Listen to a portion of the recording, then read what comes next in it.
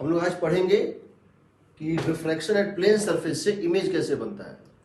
जब refraction at plane surface होता है तो इमेज फॉर्मेशन कैसे होता है, उसका फॉर्मूला डिराइव करेंगे। ठीक है, तो याद रखना इंपॉर्टेंट चीज तुम्हारे लिए है कि जब भी कभी किसी भी जगह पे रे डायग्राम बनाओगे, इसको याद रखना, रे और start from object and move towards observer. रे हमेशा ऑब्जेक्ट से शुरू होके ऑब्जर्वर की तरफ जाता है।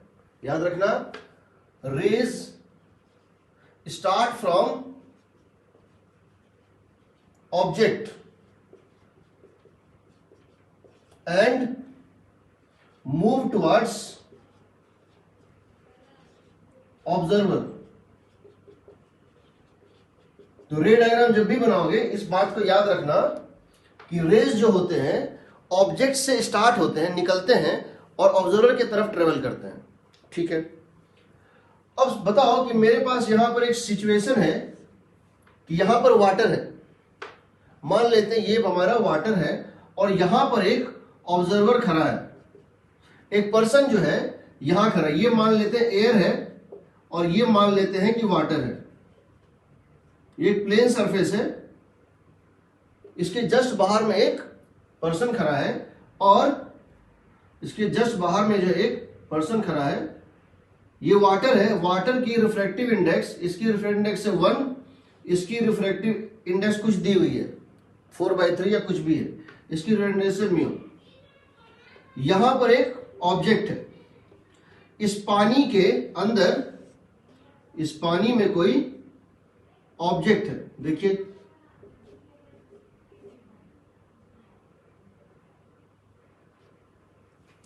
ये पर्सन इस पानी में जो प्लेस्ड किया हुआ है, जो भी चीज है उसको देख रहा है। हमको बताना है ये कहां दिखेगा, हमको बताना है इसका इमेज कहां बनेगा। ठीक है, got the question? This person is viewing this object placed in the water. This depth is suppose x, this depth is x। Object जो है x डेप्थ पे रखा हुआ है, तो अगर आप उसको देखेंगे तो आपको थोड़ा नजदीक दिखेगा। कितना नजदीक दिखेगा, कैसे दिखेगा, ये निकालना है। ठीक है, ऑब्जर्वर है कहां पे, ये है ऑब्जर्वर। क्यों? देखने वाला ये है, ये है ऑब्जेक्ट। तो क्या बताएं हैं? सबसे पहले आप रे डायग्राम बनाएंगे। ऑब्जेक्ट से एक रे निकालिए इस तरह से, इसको गिराओ नॉर्मली, और ये जिस रास्ते पे जाएगा उसी रास्ते पे निकल जाएगा। भाई नॉर्मल गिरेगा, एंगल ऑफ इंसिडेंस 0 है तो एंगल ऑफ रिफ्रैक्शन भी 0 होगा। दूसरा रे यहां से गिरेगा इस तरह से, दूसरा रे यहां से गिरेगा इस तरह से। मान लो ये एंगल है I, ये एंगल है I, नॉर्मल यहां पर ये है, ये I पर गिरेगा तो क्या होगा, ये नॉर्मल से दूर चला जाएगा, ये क्या हो जाएगा R, ये एंगल R पे चला जाएगा।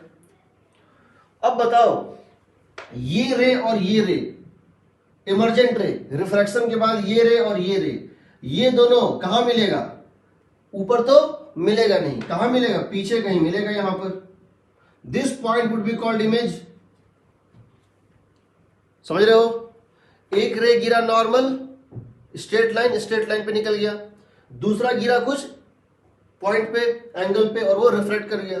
ये रे और ये रे, ये दोनों ऊपर जाके मिलेगा नहीं क्योंकि डाइवर्ज कर रहा है, प्रोड्यूस करने पे पीछे मिलेगा। ये बनेगा इमेज। किस टाइप का इमेज है? वर्चुअल इमेज है।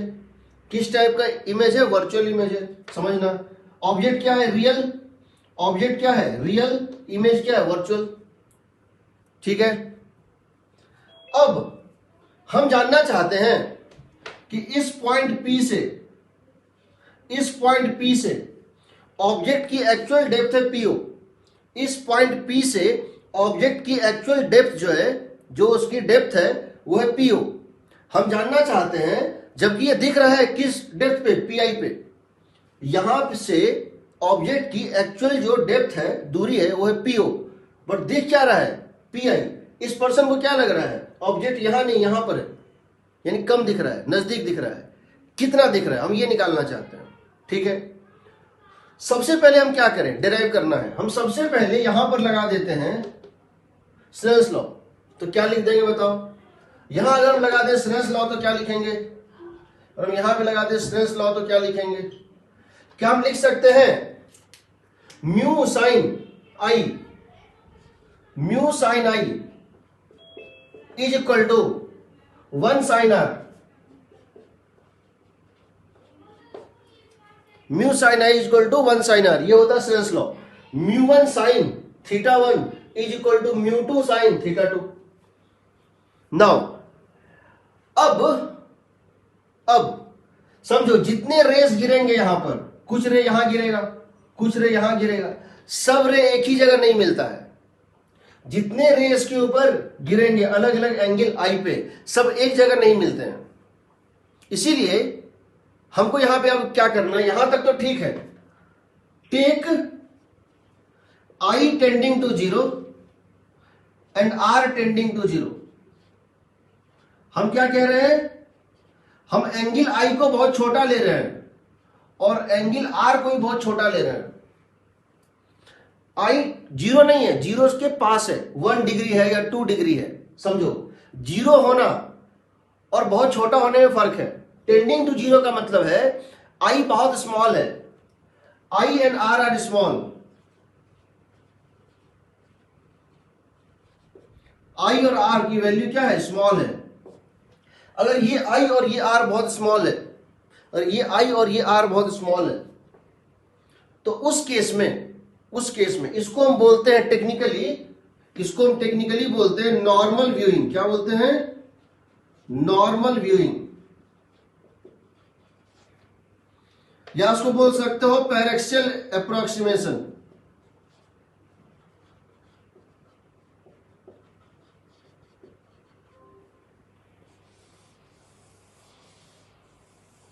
अगर किसी क्वेश्चन में कुछ न दिया हो, अगर किसी क्वेश्चन में कुछ न दिया हो, सिर्फ पूछे इमेज कहां बन रहा है, तो मान के चलना ये कंडीशन वैलिड है। दूसरा केस होता है इसका उल्टा, नॉर्मल का, उसको बोलते हैं ऑब्लिक व्यूइंग। क्या बोलते हैं? Oblique viewing. इसका ऑपोजिट होता है, इसका ऑपोजिट जो है होता है ऑब्लिक, OBLIQUE। ऑब्लिक व्यूइंग अगर रहेगा तो क्वेश्चन में लिखा रहेगा, नहीं लिखा है तो बाय डिफॉल्ट कुछ नहीं दिया है तो ये कंडीशन है, मान के चलना। कुछ नहीं लिखा है मतलब ये है, ये कौन सा है? Normal viewing. इस केस में तुम जानते हो जब एंगल बहुत छोटा होता है, जब एंगल बहुत छोटा होता है, फॉर स्मॉल थीटा, हम ये जानते हैं कि फॉर स्मॉल थीटा, हम जानते हैं for small theta sine theta, tan theta और थीटा लगभग सेम होता है।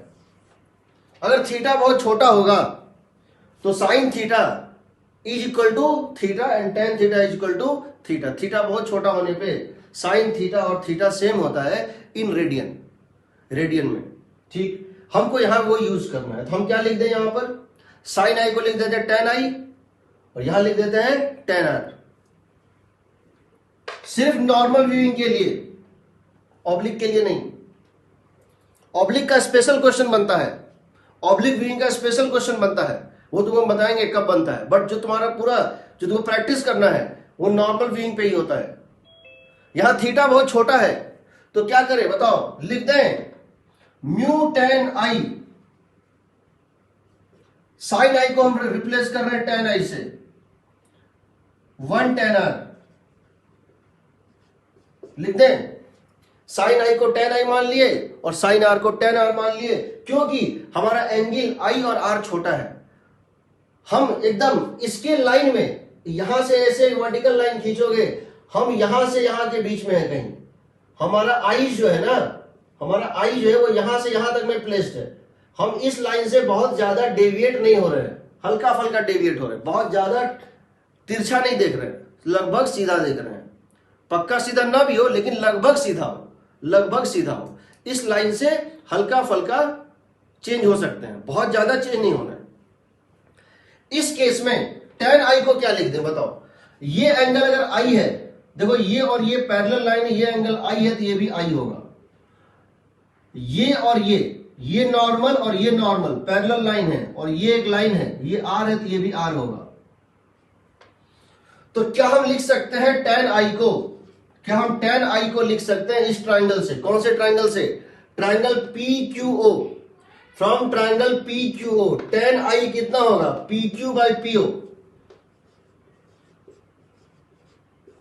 From triangle PQO tan i होगा perpendicular by base PQ by PO, that must be equal to 1 times of tan r का मतलब, tan r का मतलब क्या? PQ by PI। तो देखो PQ और PQ कट गया, what you got? PI is equal to PO by mu. Actual depth कितना था? PO। एक्चुअल डेप्थ कितना था? PO। एपेरेंट डेप्थ, एपेरेंट मतलब क्या होता है? जो लग रहा है, जो प्रतीत हो रहा है, जो हमको फील आ रहा है, what we are getting. Actual depth है PO, मुझे दिख रहा है PI। PI is equal to PO by refractive index. इसको अगर मैं दूसरे टर्म में लिखूं तो मैं लिख सकता हूं इसको real depth is equal to, मैं इसको लिख सकता हूं इस तरह से, रियल डेप्थ, ये real depth, real depth is equal to, sorry, ये है apparent depth. Apparent depth is equal to real depth divided by refractive index. यहां तक में से कोई डाउट है? यहां तक में किसी को कोई डाउट है? लिखो इसको।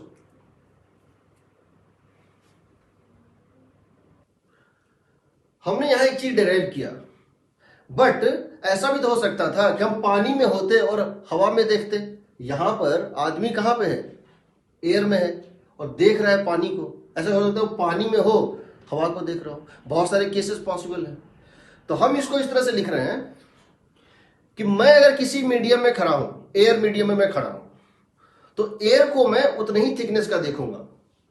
समझो, एयर में अगर मैं एयर में खड़ा हूं तो एयर में जो थिकनेस है मीडियम की, वो मुझे वही दिखेगी जो है। लेकिन वाटर की थिकनेस, मुझे वाटर मीडियम या तो कॉम्प्रेस दिखेगा या एलोंगेटेड दिखेगा। यानी अपनी मीडियम में हर पर्सन रियल डिस्टेंस वही देखता जो है, लेकिन जब वो किसी और मीडियम को देखता है तो वो मीडियम उस पर्सन को थोड़ा सा सिकुड़ा हुआ या थोड़ा सा एक्सपेंडेड दिखाई देता है। समझो इसको। मैं इसको इस तरह से लिख रहा हूं। क्या लिख रहा हूं?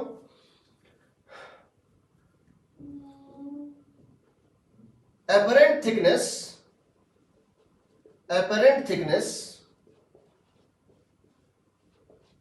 of a medium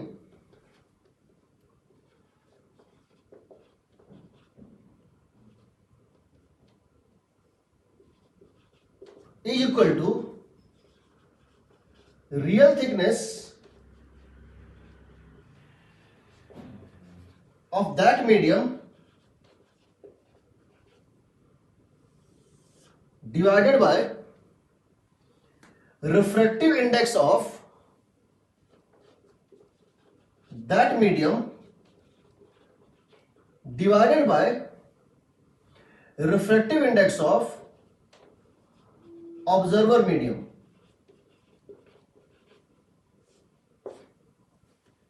समझो यहां कैसे। देखो, यहां पर तुम जानना चाहते थे कि एपरेंट डिस्टेंस कितना आएगा, तो तुम क्या लिखते यहां पर एक्चुअल डिस्टेंस क्या था?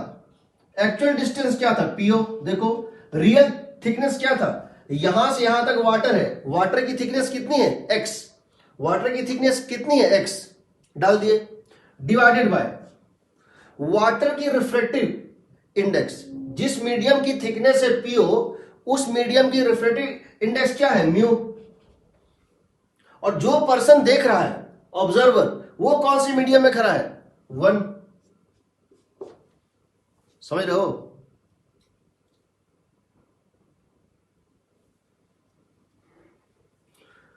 समझ रहे हो? इस फॉर्मूले को पहले समझो। कोई भी थिकनेस कोई भी थिकनेस, मैं अगर बकेट में पानी देख रहा हूं, एक बकेट में पानी भरा हुआ है और मैं उसको देख रहा हूं ऊपर से, तो मुझे वो बकेट का पानी का थिकनेस कम दिखेगा। क्यों दिखेगा कम? क्योंकि मैं पानी में खड़ा नहीं, मेरा आईज जो है वो एयर में है, इसीलिए मुझे एयर में डिस्टेंस वही दिखेगा। एयर में मेरे से लेकर और वाटर के अपर सरफेस तक का जो डिस्टेंस है वही दिखेगा मुझे, मेरे आईज से लेकर और वाटर के अपर सरफेस तक का थिकनेस वही दिखेगा। बट जो वाटर का थिकनेस है वो मुझे कम या ज्यादा दिख सकता है। क्यों दिखेगा? क्योंकि मैं वाटर में नहीं हूं। अगर मैं वाटर के अंदर चले जाऊं और तब देखूं तो मुझे वाटर का थिकनेस वही दिखेगा, बट एयर का थिकनेस मुझे कम या ज्यादा दिखेगा। बता रहा हूं कैसे होता है, पहले तुम इसको समझो, इसका universal. Any medium whose thickness is x, any medium whose thickness is x becomes appears to be becomes या appears to be of thickness, what thickness? X divided by thickness x, real thickness x divided by refractive index of this medium divided by refractive index in which observer is standing। समझो, अब इसको हम apply करते हैं, ठीक है। उसी तरह से अगर बहुत सारे लेयर हैं, 1 लेयर 2 लेयर 3 लेयर 4 लेयर, और आप किसी चीज को देख रहे हैं, तो होगा क्या? आप इसका समेशन कर देंगे। आप इसका समेशन करेंगे, कैसे करेंगे जरा देखिए। हम इसको ये भी कह सकते हैं फॉर मल्टीपल लेयर, क्या बोल सकते हैं? फॉर मल्टीपल लेयर्स,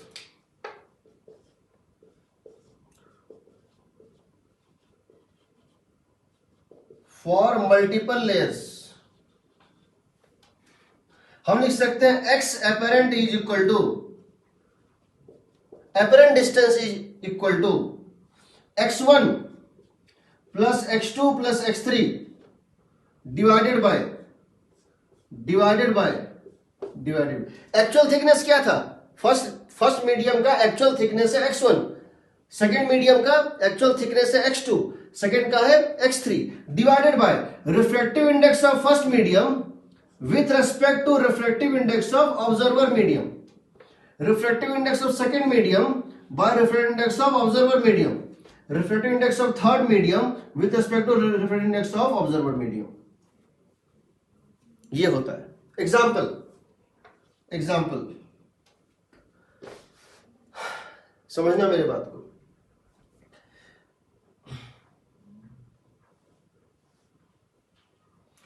एक एक्वेरियम है,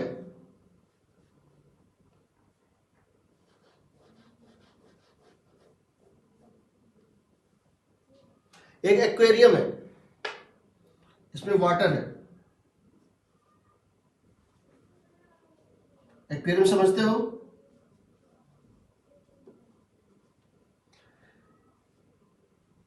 यहां एक फिश है और यहां पर एक पर्सन है, ठीक है। ये एयर है और ये जो है वाटर है।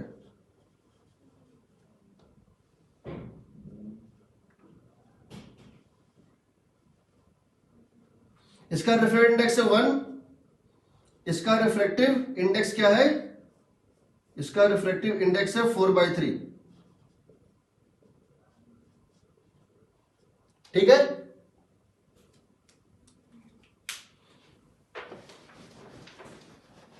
फिर से देखो, ध्यान देखो,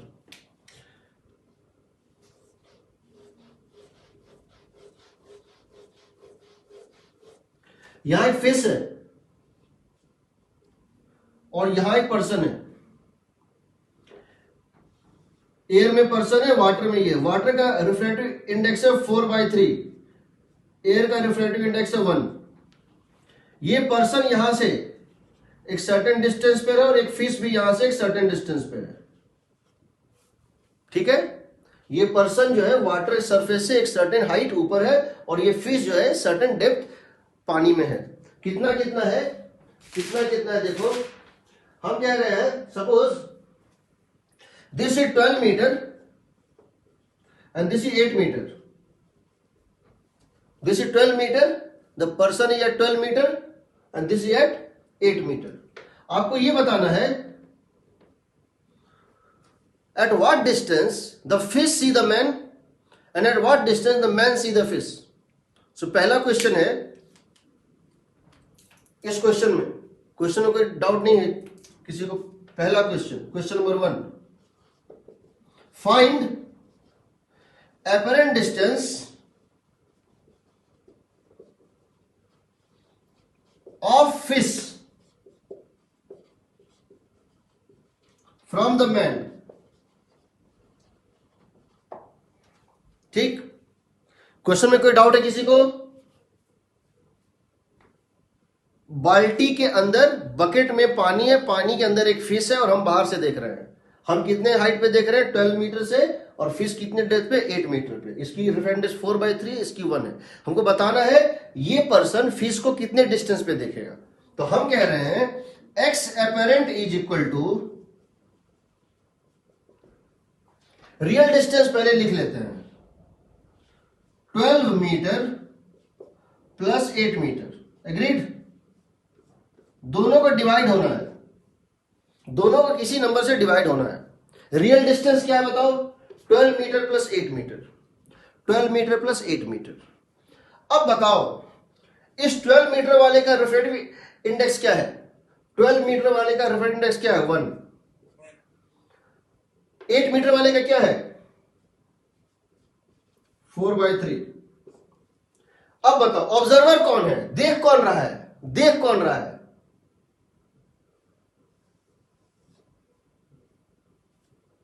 ऑब्जर्वर कौन है?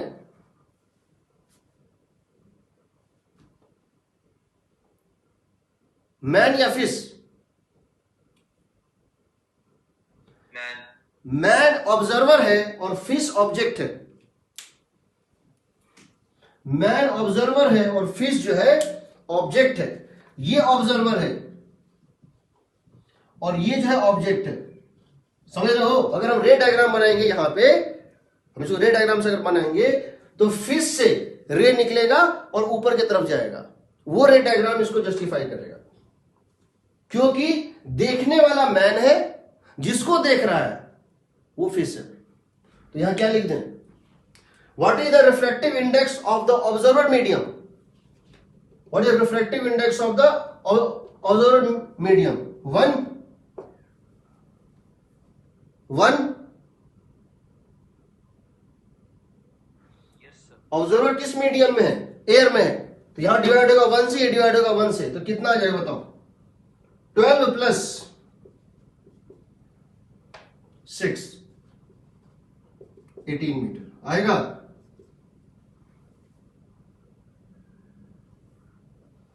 आएगा 18 मीटर। कम है ना? देखो ये तो वही रहा जो 12 था, ये थिकनेस ये पर्सन वही देख रहा है, तो ये थिकनेस उसी मीडियम है जिस मीडियम में पर्सन खड़ा है। ये ना तो कंप्रेस होगा ना इलॉन्गेट होगा, बट ये डिस्टेंस 8 कंप्रेस हो गया है। कितना हो गया है? 6 हो गया है। तो इसको एपरेंट डिस्टेंस क्या दिखेगा? 18। इसको 2 मीटर जो है नजदीक दिखेगा, इसको 2 मीटर शिफ्टेड दिखेगा अपवर्ड।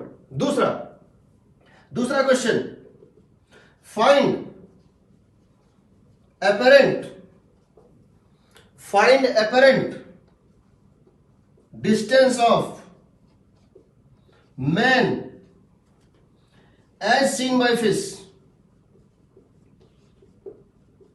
फिश मैन को कहां देखेगा? क्वेश्चन है ये फिश जो है ये इस मैन को कहां देखेगा? Find the apparent distance of man as seen by the fish। अब देखो क्या होगा, फिर से लिखेंगे x apparent is equal to पहले 12 मीटर लिख लो जो रियल डिस्टेंसेस हैं, 8 मीटर लिख लो, डिवाइड तो इसको होना ही है। पहले रियल डिस्टेंस लिख लो, हर रियल डिस्टेंस नीचे एक ब्रैकेट डाल दो। यहां पर मैन का रिफ्रैक्टिव इंडेक्स पहले 12 मीटर का क्या था? रिफ्रैक्टिव इंडेक्स 12 मीटर का रिफ्रैक्टिव इंडेक्स क्या है? इसका क्या है? इसका है 12 मीटर वाले का है 1। इसका कितना है? 4/3। जो रिफ्रैक्टिव इंडेक्स इसका है वो डाल दो। इसका रिफ्रैक्टिव इंडेक्स है 1, इसका है 4/3। अब यहां सोचो क्या आएगा? ऑब्जर्वर कौन है?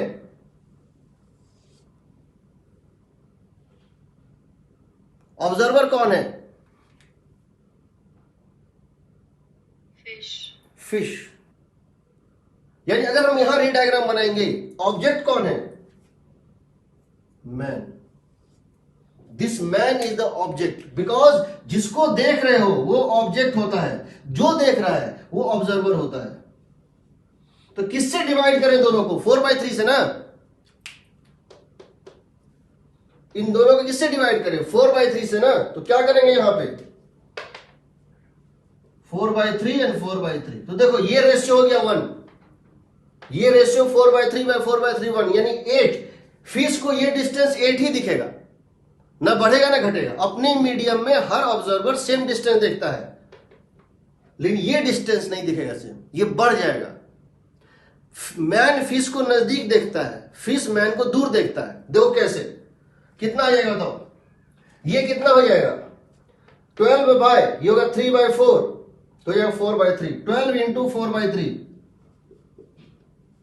प्लस 8 कितना होगा बताओ? ये कितना हो गया? ये कितना हो गया? 16। ये 4 से 4 16 प्लस 8 24 मीटर। एक्चुअल डिस्टेंस क्या था? एक्चुअल डिस्टेंस क्या था? 20 मीटर। दिख रहा है कितने पे? 24 मीटर पे दिखेगा ना।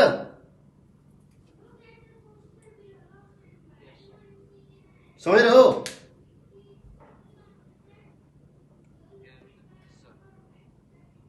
अब इसका हम और लेंगे एप्लीकेशन, बट याद रखना ये यूनिवर्सल रूल है, इसको हमेशा याद रखना।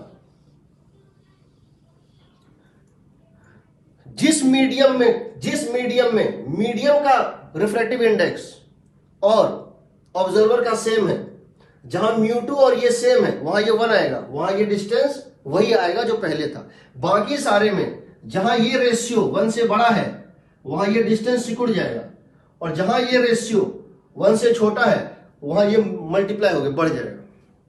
होगा ना?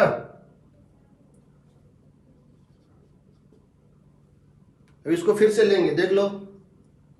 मैन फिश को नजदीक देख रहा है और फिश मैन को दूर देख रहा है। फिश मैन को दूर क्यों देखेगा? सोचो, अगर हम यहां रे डायग्राम बनाते तो क्या होता? यहां रे डायग्राम बनाते तो क्या होता? लाइट यहां से गिरता ऐसे,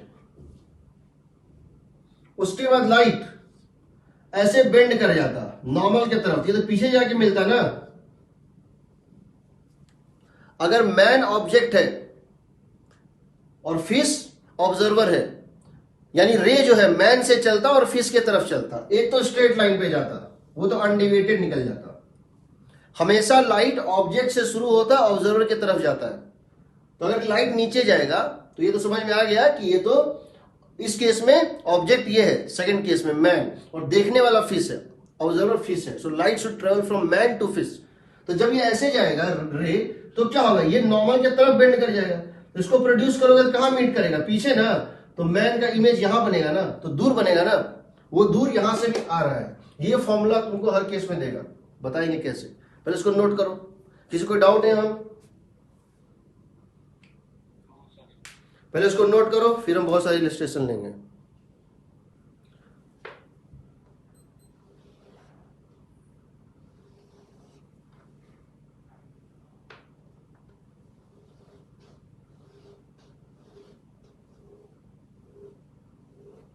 ठीक है, ये एक मीडियम है, ट्रांसपेरेंट मीडियम है। एक दूसरा ट्रांसपेरेंट मीडियम है।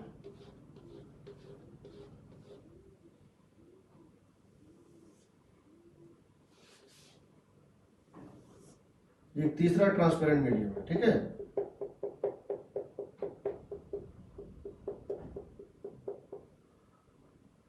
और ये एक पर्सन है। पर्सन मतलब, पर्सन का मतलब क्या है? उस पर्सन का आई, आंख यहां पर है। हमको दिखाना इस तरह से चाहिए। I should show you like this is the symbol of I. ये आई का सिंबल होता है। पर्सन का आई उस पॉइंट पे है जो देख रहा है। ठीक है, मान लो पर्सन है। अब ये दिया हुआ है, इसका रेफरेंस इंडेक्स 1 है, इसका μ2 है, इसका मान लो μ1 है, इसका μ2 है, इसका μ3 है, इसका μ4 है, ये मान लो 1 है, एयर है, ये एयर है, ये जो है मीडियम कौन सा है, एयर है, इसका मान लो μ1 है, ठीक है, इसका μ2 है, इसका μ3 है। ये जो है इसमें थिकनेस, इसमें डिस्टेंस दिया है x0, इसमें डिस्टेंस दिया है x1, इसकी थिकनेस दी है x2 और इसकी थिकनेस दी है x3, और यहां पर एक फेस है,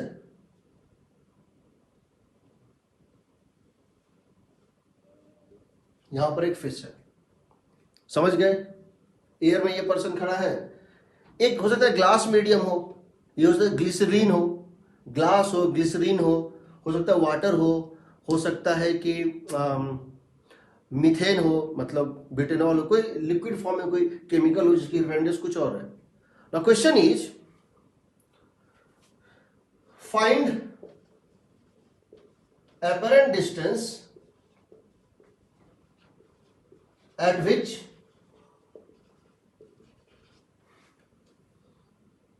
the man see the fish। किस डिस्टेंस पे ये मैन फिश को देखेगा? Find the apparent distance at which the man would see the fish। इस मैन को ये फिश कितने डिस्टेंस पे दिखेगी? तो क्या कर देंगे, x apparent is equal to formula wise x0 plus x1 plus x2 plus x3 divided bye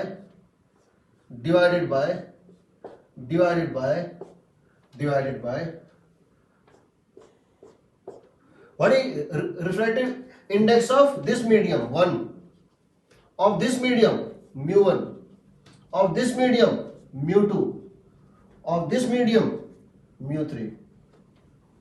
now अब बताओ, यहां पे भरना है म्यू ऑफ ऑब्जर्वर मीडियम, यहां भरना है mu of observer medium. Observer कहां पे है, कौन से मीडियम में है, पहले ये देखना पड़ेगा ऑब्जर्वर है कौन, ऑब्जर्वर है कौन, बताइए ऑब्जर्वर कौन होगा?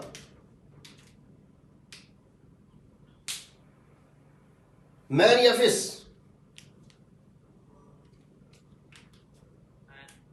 Man. The apparent distance at which the man is seeing the fish, the viewer, the observer is the man। Man is the observer, main thing है man is the observer, therefore and man is standing in air, so divide by 1, this is the apparent distance। इतने distance पे देखेगा, इतने distance पे देखेगा। अब जरा करते हैं, find the apparent distance at which the fish see the man।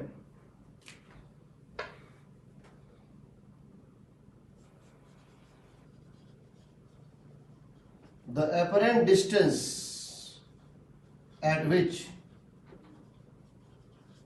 the fish see the man। फिर से वही लिखेंगे, x apparent is equal to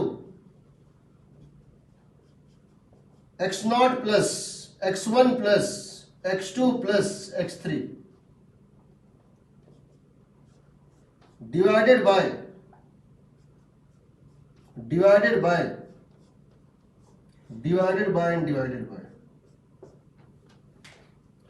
इसका खुद का रिफ्रैक्टिव इंडेक्स है 1, इसका खुद का है μ1, इसका खुद का है μ2, इसका खुद का है μ3। ऑब्जर्वर कौन है? The apparent distance, the fish see the man। Fish देख रहा है किसको? मैन को। मैन है ऑब्जेक्ट, फिश है observer. This is the fish, observer. Observer fish किस मीडियम में है? μ3 में। यानी हमको यहां जो डिवाइड करना है वो किससे डिवाइड करना? μ3 से।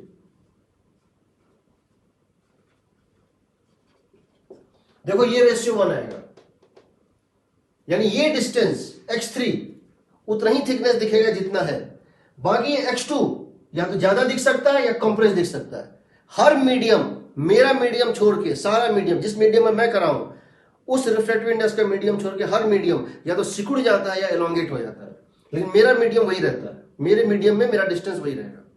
इसीलिए अगर मैं पानी में, मेरा आंख बाहर है, अगर मैं पानी के अंदर हूं और मेरे आईज वाटर के जस्ट बाहर है, मैं फिश को देख रहा हूं तो फिश मुझे नजदीक दिखेगी। जैसे मैं अपने आईज को पानी में डिप कर दूंगा मुझे फिश उतने ही डिस्टेंस में दिखेगी। अगर मेरी आईज वाटर सरफेस के जस्ट ऊपर है तो मुझे फिश नजदीक दिखेगी, क्योंकि मेरा आई का मीडियम और फिश का मीडियम सेम नहीं है। लेकिन अगर मैं थोड़ा सा डुबकी मार लूं इस तरह से पानी के भीतर, तो अब मुझे फिश उतनी डिस्टेंस में दिखेगी जितने पे है, कोई चेंज नहीं होगा। समझ रहे हो?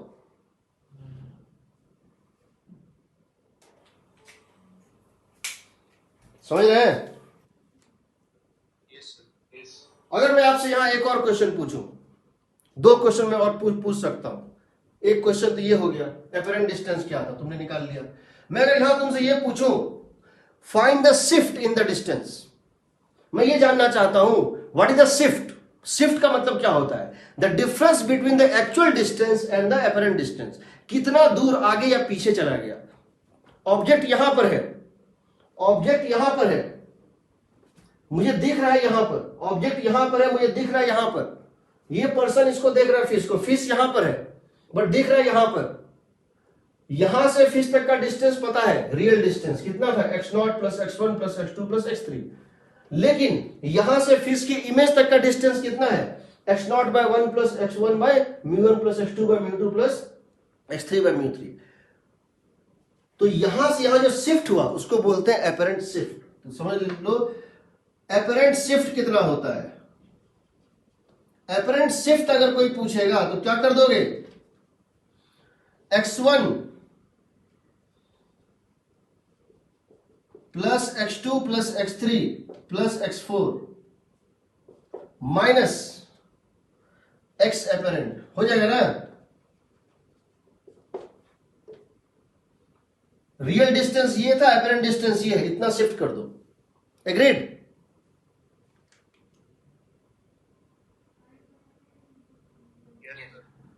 एक्चुअल डिस्टेंस 20 मीटर है, दिख रहा है 18 मीटर पे, यानी शिफ्ट कितना हो गया, 2 मीटर। तीसरा चीज, अगर तुमसे मैं ये पूछूं इस क्वेश्चन में what is mu equivalent, what is the equivalent refractive index of this whole combination, what is the equivalent refractive index of this whole combination, ये और ये मिला के जो मीडियम का कॉम्बिनेशन है, किसी का रिफ्रैक्टिव इंडेक्स μ1 है, किसी का μ2 है, किसी का μ3 है, इस पूरे कॉम्बिनेशन की इक्विवेलेंट रिफ्रैक्टिव इंडेक्स क्या होगी। इसका मतलब क्या होता है पहले समझो।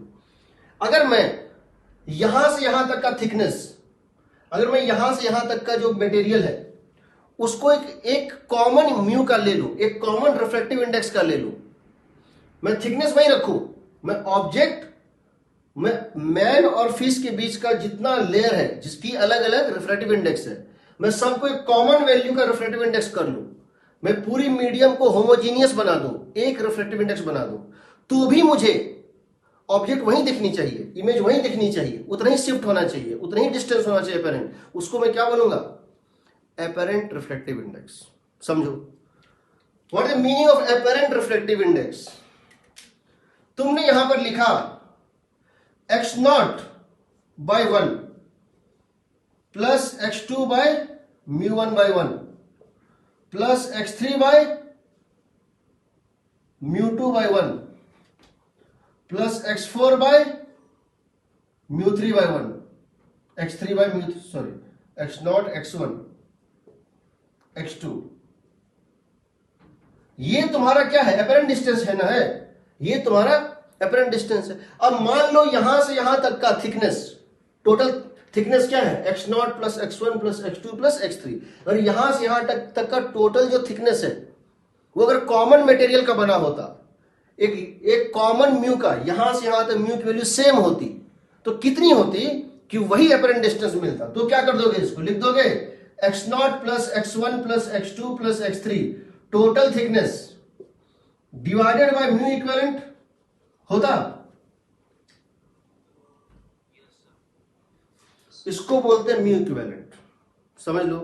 वो वैल्यू ऑफ रिफ्रैक्टिव इंडेक्स जो अगर इसकी भी होती, इसकी भी होती, इसकी भी होती, इसकी भी होती, तो भी अपरेंट डिस्टेंस वही आता। तो उस केस में अगर यहां से यहां तक, अगर यहां से लेकर यहां तक का थिकनेस को हम सेम थिकनेस, टोटल थिकनेस को जोड़ दो और म्यू इक्विवेलेंट डाल दो, तो म्यू इक्विवेलेंट क्या बन जाएगा? सो इसको इक्विवेलेंट, इसको बोलते हैं म्यू इक्विवेलेंट। समझ रहे हो क्या कहना क्या चाह रहे हैं? लिखो इसको सर। हाँ सर इसमें x नॉट नहीं आना चाहिए ना? लिखो पहले, उसके बताता हूं। यहाँ एक्स नॉट होगा ना, एक्स नॉट, हमने तो एक्स फोर तो लिया ही नहीं है। X not plus x one plus x two plus x three minus this, ठीक है ना? Yes sir. देखो फॉर्मूले इसमें बहुत सारे होते हैं जिससे बनते हैं, तुम एक फॉर्मूले पे मास्टरी कर लो। फॉर्मूले बहुत सारे होते हैं, सेम चीज होता है। कोई लोग, कुछ लोग शिफ्ट याद करते हैं, कुछ लोग डिस्टेंस याद करते हैं, सब तो रिलेटेड ही है। अगर टोटल में से शिफ्ट को जोड़ दोगे या घटा दोगे तो अपेरेंट मिल जाएगा। हम इसको बता रहे हैं, ये सबसे सॉलिड चीज है। क्यों है बताऊंगा। तुमको ज्यादा फॉर्मूला याद नहीं करना है, तो कुछ भी पूछा जाए पहले इस मेथड से निकाल लेना डिस्टेंस, और उसके शिफ्ट अगर पूछा गया है तो माइनस कर देना।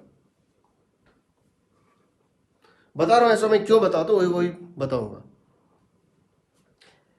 इस टाइप के क्वेश्चन में जहां पे म्यू इक्विवेलेंट पूछा गया है, कई बार तुम्हें ऐसा डेटा दिया होगा क्वेश्चन में कि this plus this plus this plus this, एक एरिथमेटिक प्रोग्रेशन या ज्योमेट्रिक प्रोग्रेशन बन रहा होगा।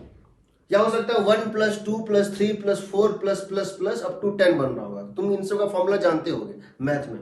1 plus 2 plus 3 plus plus plus n होता है n इंटू n प्लस 1/2 होता है ना?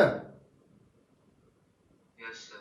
हो सकता है तुमको कुछ वैसा क्वेश्चन दे जिसमें कि 1 plus 4 plus 1 square plus 2 square plus 3 square plus 4 square, क्योंकि हम इसकी थिकनेस और इसकी म्यू इस तरह से सेट कर सकते हैं, ये एक सीरीज आ जाएगा। तो तुमको वहां इस टाइप का फॉर्मूला काम देगा कि 1 square plus 2 square plus 3 square plus plus plus n square तक होता है n into 2n plus 1, n into n plus 1 into 2n plus 1/6, जो भी है मैथ के फॉर्मूले होते हैं। तो वो तो खैर मैथ का बात है, बट प्रोसेस यही होता है। तो ऐसे पेज नंबर 413 पे ये क्वेश्चन है, देखो है ना? तो ये थिकनेस पता है, फिर एयर है, फिर ग्लास है, फिर एयर है, फिर ग्लास है, और फिर उसके बाद यही है एयर है। तो ये डिस्टेंस दिया है, ये थिकनेस दिया है, ये डिस्टेंस दिया, ये थिकनेस दिया, ये डिस्टेंस दिया, ये थिकनेस दिया है। जहां जहां एयर का थिकनेस है उसको डिवाइड करोगे 1/1 से। क्यों? ये थिकनेस एयर में, ये थिकनेस एयर में, ये थिकनेस भी एयर में है, और ऑब्जर्वर भी कहां है? एयर में ही है, तो 1/1।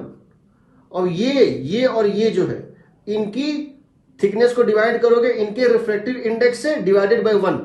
ऑब्जर्वर कहां है? एयर में है, तो तुमको अपरेंट डिस्टेंस निकल जाएगा ना?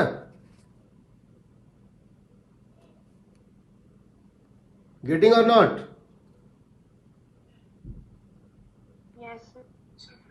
आपसे ये पूछा गया है, ये आई है और ये पॉइंट है पी, बीच में ग्लास स्लैब रखे हुए 3। ये इसको कितने डिस्टेंस, रियल डिस्टेंस दिया हुआ है, रियल डिस्टेंस कितना है? 0.4 centimetre plus 1 centimetre plus 0.3 centimetre plus 1 centimetre plus 0.2 centimetre plus 1 centimetre.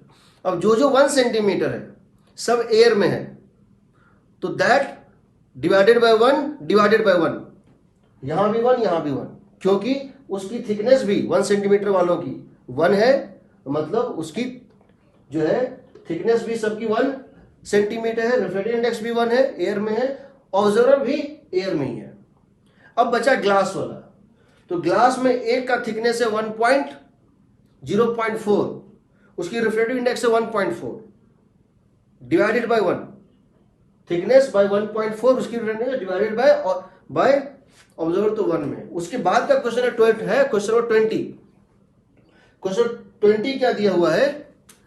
इसकी थिकनेस T1, इसकी T2, इसकी T3, इसकी T4 dot dot dot Tn, n slab रखे हुए हैं। पहले की थिकनेस है T1, रिफ्रैक्टिव इंडेक्स है μ1, thickness T2, refractive index μ2, thickness T3, refractive index μ3। आपको बताना है इसका इक्विवेलेंट रिफ्रैक्टिव इंडेक्स क्या होगा एयर में।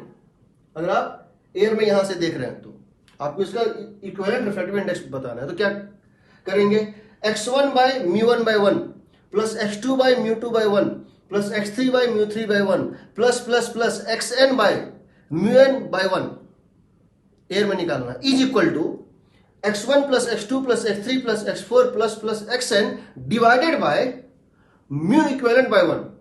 एग्रीड?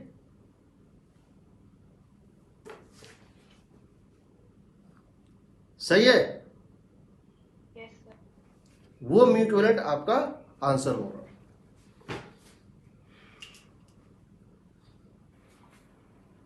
देखो हम बात कर रहे हैं एपरेंट वेलोसिटी की। किसकी बात कर रहे हैं हम लोग? हम लोग बात कर रहे हैं एपरेंट वेलोसिटी की।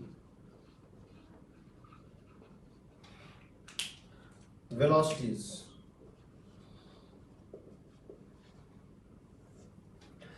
इमेजिन करो ये पॉन्ड है, उस पॉन्ड में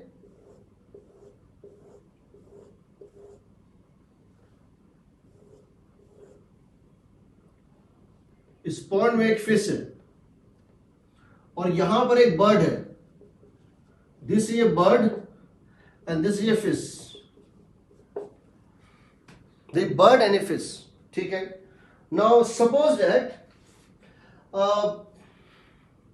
the bird is diving down at the rate of 6 centimetre per second and this fish is diving up at the rate of suppose 4 centimetre per second, ठीक है। Refractive index of water is 4/3।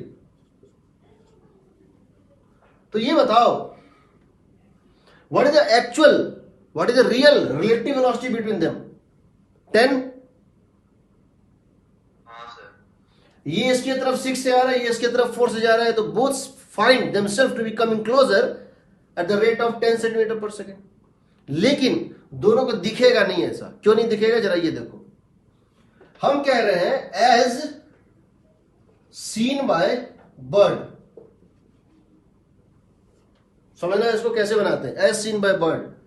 हम bird से लेकर के और यहां तक के डिस्टेंस को x बोल रहे हैं। हम बर्ड से लेकर यहां तक के डिस्टेंस को x बोल रहे हैं और इस सरफेस से लेकर और फिश तक के डिस्टेंस को y बोल रहे हैं। तो क्या हम लिख सकते हैं x एपरेंट या d apparent is equal to x plus y divided by 1/1 4/3/1। सही है? करेक्ट है? As seen by bird, bird को क्या दिखेगा? This distance is x, this distance is x by reflective index x/1 divided by, देखने वाला bird है 1, and y by इसका 4/3 divided by 1। So what would that become? That would become equal to x plus 3/4y। This is the apparent distance. You can say x apparent. Let us differentiate it. dx apparent by dt. ये होगा dx by dt plus 3/4 times of dy by dt. Agreed?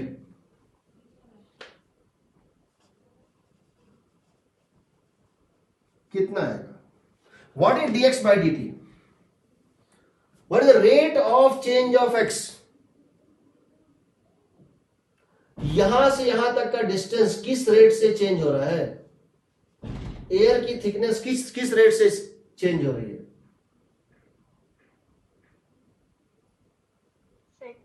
6। मैं इसको minus sign के साथ डाल रहा हूं क्योंकि ये डिस्टेंस डिक्रीज कर रही है। This is the rate of decrease of X. So मैं यहां डाल रहा हूं -6। ये बताओ यहां से यहां तक की डिस्टेंस किस रेट से चेंज हो रही है? 4, मैं इसको डाल रहा हूं -4। माइनस किस लिए? माइनस का मतलब है रेट ऑफ डिक्रीज और प्लस का मतलब रेट ऑफ इंक्रीज। ये थिकनेस डिक्रीज हो रहा है। ये कितना आ गया? -9 आ गया ना?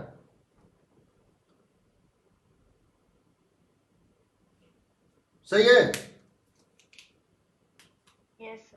yes. What is the meaning of -9? -9 का मतलब है दे आर कमिंग क्लोजर। इसका मतलब है bird feels that fish is coming towards it,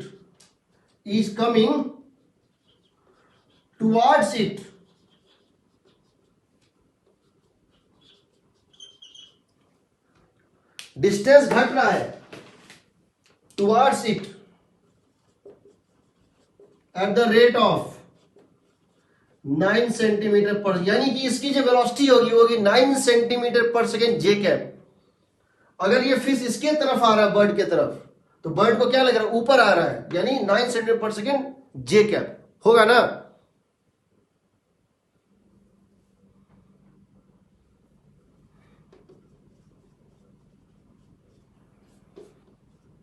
यहां माइनस साइन का मतलब ये नहीं है। यहां जब साइन डालते हैं ना, वो इसलिए नहीं डालते कि मतलब प्लस डायरेक्शन है माइनस डायरेक्शन। हम ये डालते हैं कोई चीज घट रहा है, dx बाई dt अगर डिक्रीज कर रहा है तो माइनस के साथ, इंक्रीज कर रहा है प्लस के साथ। अब बताओ, इसी क्वेश्चन में हम जानना चाहते हैं as scene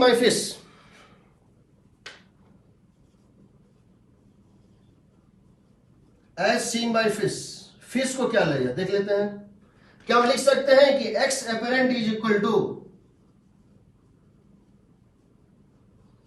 x plus y divided by this is 1, this is 4/3। But fish कौन से मीडियम में है? 4/3 में ही है। तो क्या लिख दें इसको? ये तो y हो जाएगा। फिश के लिए डिस्टेंस तो वही रहेगा, ये तो y हो जाएगा। ये क्या हो जाएगा बताओ? ये हो जाएगा 3/4, ये हो जाएगा 4/3 होगा।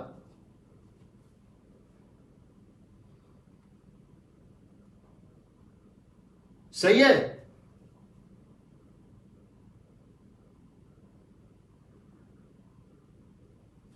सही है। Yes, sir. sir. इसको डिफरेंशिएट कर दो, सीधे मैं लिख रहा हूं v apparent is equal to 4/3 times of what is dx by dt? dx by dt is rate of change of this separation -6। What is rate of change of y? What is the rate of change of y? y किस rate से change हो रहा है? 4 के, ये हो जाएगा -4। So that is equal to -12। देखो ये हो गया 2, 8 -12 सेंटीमीटर पर सेकेंड। इसका मतलब है बर्ड को लग रहा है, फिश को लग रहा है कि बर्ड इसके तरफ 12 सेंटीमीटर पर सेकेंड से आ रहा है। The minus means that the fish is finding the separation between the fish and the bird is decreasing at the rate of 12 centimeter per second. इसका मतलब है fish finds, इसका मतलब है fish feels that bird is coming down आएगा तभी तो इसके पास जाएगा ना, एट 12 सेंटीमीटर पर सेकेंड। यानी इसकी स्पीड कितनी हो जाएगी? 12 इंटू माइनस जे cap, 12 centimetre per second into minus जे कैप हो जाएगी। देखो माइनस साइन दोनों में आ रहा था, यहां भी माइनस आ रहा था और यहां भी माइनस आ रहा था, लेकिन वेक्टोरियली देखो तो ये माइनस अपवर्ड है और ये माइनस डाउनवर्ड है ना? लिखो इसको।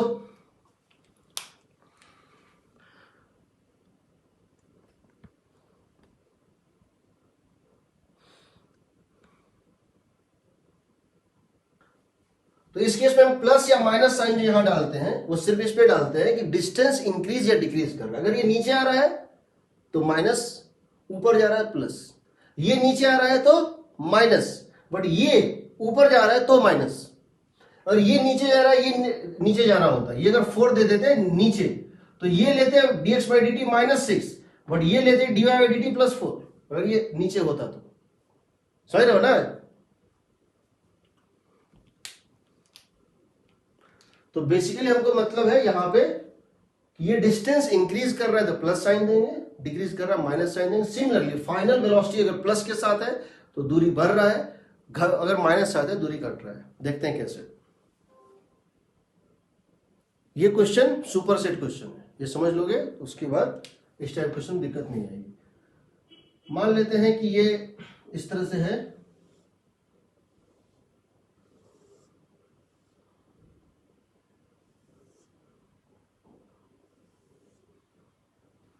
ये कंटेनर में इस तरह से पानी भरा हुआ है मान लेते हैं, ठीक है। तो मान लेते हैं यहां पर जो है ये वाटर है,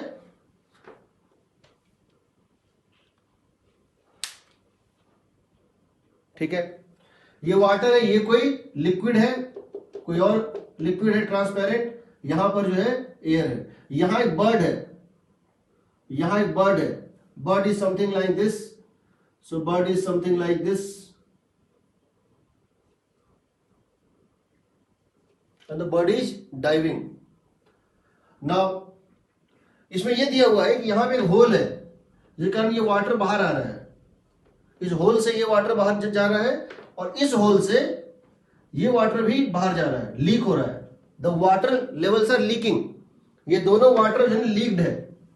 इसकी वजह से, लीकिंग की वजह से हो क्या रहा है, समझो हो क्या रहा है। पहले तो ये समझो कि ये जो बर्ड है, this bird is diving upwards, this bird is diving upwards at the rate of 50 centimeter per second. This bird is diving upwards at the rate of 50 centimeter per second. ये बर्ड ऊपर की तरफ dive कर रही है with a rate of 50 centimeter per second. ठीक, this water level, this liquid level, this upper surface of the liquid is going down at the rate of 10 centimeter per second. ये जो upper level इस liquid का है ये नीचे की तरफ गिर रहा है eight the rate of 10 centimetre per second. ये जो लिक्विड है इसका लेवल नीचे गिर रहा है, इसका लेवल नीचे गिर रहा है किस रेट से, 4 centimetre per second. And this bird is diving, this fish is diving upwards, swimming upwards eight the rate of 12 centimetre per second. समझ गए क्वेश्चन, समझ गए। Bird is diving up, this layer is going down, this layer is going down and this fish is going up. समझ गए। इसका reflect index दिया है 2, इस लिक्विड का रिफ्लेक्ट इंडेक्स दिया है 2, वाटर का दिया है 4/3। क्वेश्चन में कोई डाउट किसी को? Question number 1, find apparent velocity of fish as seen by bird. Bird को फिश का वेलोसिटी कितना दिखाई देगा, बर्ड को फिश का एपरेंट वेलोसिटी कितना दिखाई देगा। ठीक, तो क्या करोगे, तो क्या करोगे, सबसे पहले बर्ड और इसके बीच के सेपरेशन को नाम दे दो x, इस लेयर की थिकनेस को नाम दे दो y, और यहां से लेकर फिश तक के थिकनेस को नाम दे दो z।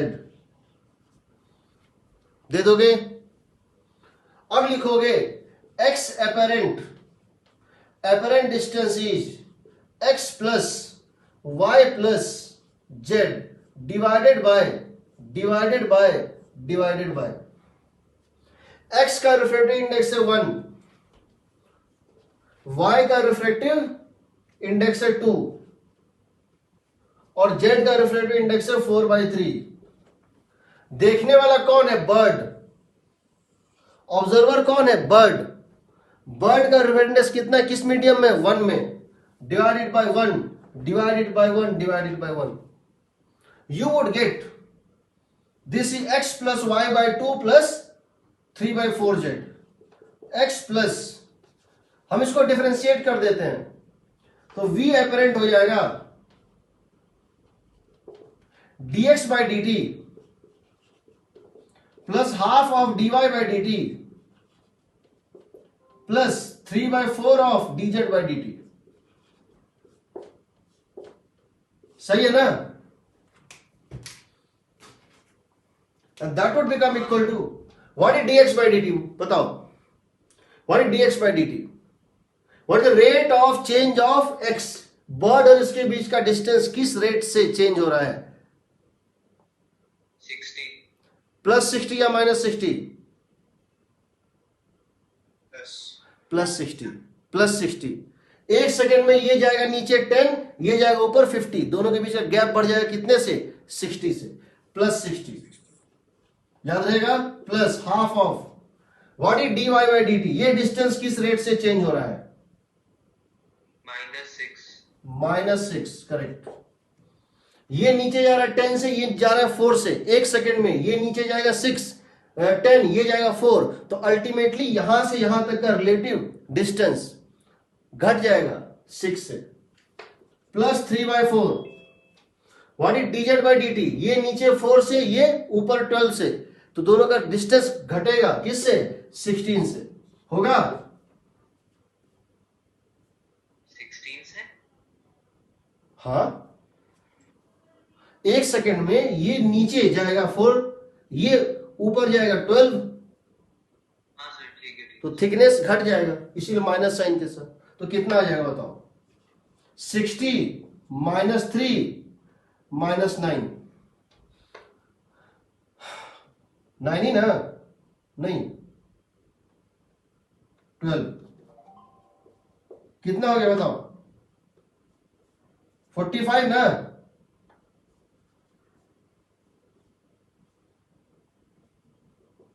इसका मतलब क्या हुआ? प्लस 45 का मतलब क्या हुआ? दूर जा रहा है। बर्ड को लगेगा कि फिश नीचे की तरफ जा रहा है, दूर जा रहा है, मतलब क्या हुआ? प्लस मतलब क्या हुआ? दूर जाना। माइनस मतलब क्या होता है? पास आना। तो अगर बर्ड को लग रहा है कि फिश उससे दूर जा रहा है तो नीचे हुआ ना। अगर बर्ड को लग रहा है कि फिश इससे दूर जा रहा है तो नीचे हुआ ना। एग्रीड? Question number 2। मैथ की क्लास थोड़ी लेट से स्टार्ट होगी, ठीक है? Don't worry about that. जितना हाफ एन आवर का ब्रेक मिलेगा तुमको, इसको देख लो। एज सीन बाय, फिश को क्या दिखाई देगा? फिश को बर्ड का वेलोसिटी क्या दिखाई देगा? ये देखते हैं। अब क्या लिखते हैं? X apparent is equal to x plus y plus z divided by divided by divided by. X का वैल्यू था 1, वाई का वैल्यू है 2, जेड का वैल्यू है 4/3। ऑब्जर्वर कौन है? फिश। ऑब्जर्वर कौन है? As seen by fish. Fish को बर्ड का वेलोसिटी क्या दिखाई देगा? तो किससे डिवाइड करेंगे इसको? 4/3 4/3 4/3। कितना हो जाए बताओ? ये हो गया 3/4 और फिर हो गया 4/3। 4/3x प्लस ये 2 और ये कट गया 2 से, तो कितना हो गया बताओ? ये हो गया देखो 2/4/3 कितना होता है? 2/4/3 हो गया 6/4। 6/4 में 3/2 3/2। ये हो जाएगा देखो, ये और ये कट गया 2 से, तो हो गया 3/2, तो हो गया 2/3 हो जाएगा ना। 2/3y plus Z. अब डिफरेंशिएट कर दो। व्हाट इज v एपरेंट बताओ? 4/3 into dx by dt plus 2/3 into dy by dt plus dz by dt। What is dx by dt बताओ, what is dx by dt plus 60,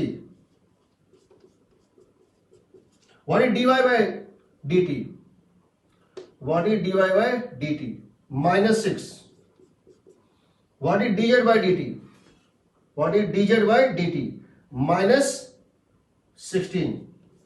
agreed ना?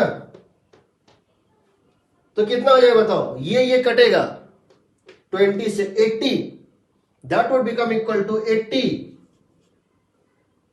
Minus 4 minus 16, 80 minus 4 minus 16 कितना हो गया बताओ, 60।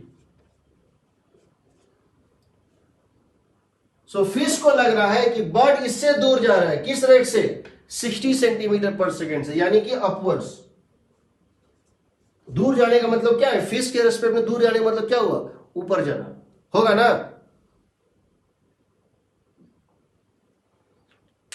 हाँ sir. लिखो इसको,